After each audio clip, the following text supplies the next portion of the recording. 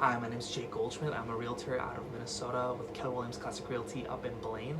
And I'm just doing a quick video kind of talking about a few things you can do to get your offer accepted in a very competitive or hot market, which we have right now with low interest rates, low inventory, a lot of demand, a lot of buyers out there. There's a lot of cash floating around from these stimulus checks, so it puts a lot of people in the market as well. So it's a very competitive market, and these are the tips I'm going to explain to you or show you that I do to get my offers accepted. So the first thing I'm going to recommend is kind of remove contingencies, get as few contingencies as possible. And what do I mean by contingencies?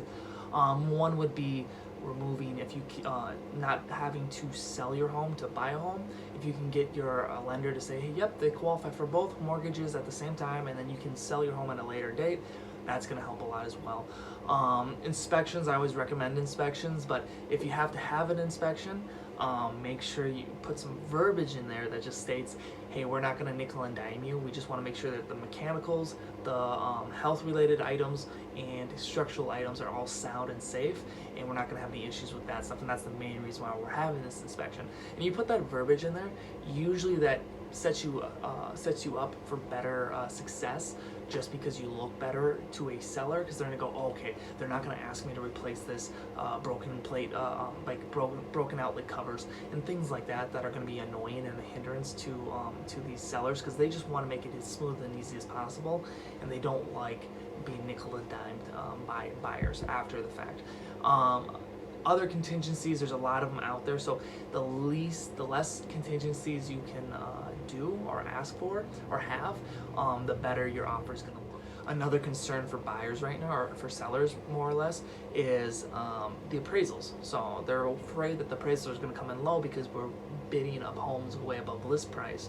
And so one thing I do and I recommend to all my clients is that we have an appraisal clause in there stating that if the home doesn't appraise for a certain amount of money for whatever the buyer's offered, we would come up with a certain amount of money to cover the difference. So we'd come up with an extra $5,000 up to $5,000 to cover the difference if it doesn't appraise for the value that was originally given to us, or originally we offered the seller. So we do things like that to make our offers more appealing, because not all agents are going to do that, and not all buyers can do that because they don't have the funds to do that.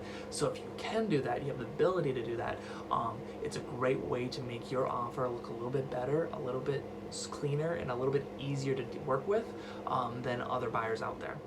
Another thing that we can kind of discuss or figure out is in the contracts, there's different contracts, different states have different rules and regulations and all this stuff, but we'll have different like lines in our contracts that have specific things that make the sellers pay for things. What you do is you have your agent go, okay, I'm gonna defer or take all these payment options on us. So like a reinspection fee for an appraisal, I would go, hey, my buyers like to go, hey, you need to take this responsibility. If we do have a reinspection fee, you cover that cost, because whatever we can kind of take off the seller's plate is going to look better to them, and they're going to more likely choose us to get our offer accepted. Another strategy you can do, which can be beneficial, it doesn't directly help the sellers, but another strategy is having a higher earnest money amount. And so earnest money is good faith money that we give up at the beginning of a transaction after our offer is accepted. Within about 2 days after the offer is accepted, we send that over to the seller's agent's office. They hold it hostage, and it's just saying, hey, we're not going to back up for any unjust reason. And usually it's about 1% of the sales price in my market. I don't know what your market would be like, but in my market it's usually about 1%. So if you have the money, if you have the cash reserves, having a larger earnest money amount may be beneficial for you to make your offers more appealing to a seller. So it's saying, hey, I have this cash reserve, I am really well qualified, and we're not going to back out because we don't want to lose this amount of money.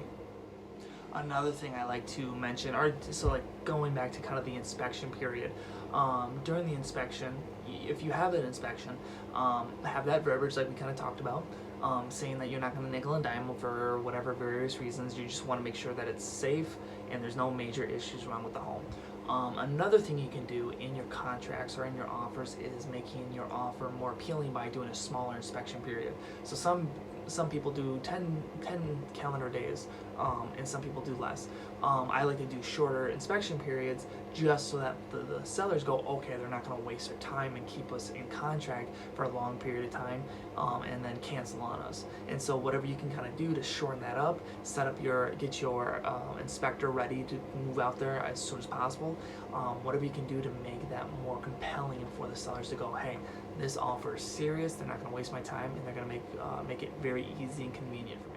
And the last tip is having a good lender and a good agent. So what I do is when I send over my offers, I send over the pre-approval letter with the offer. And I usually try to have my lender call if they can.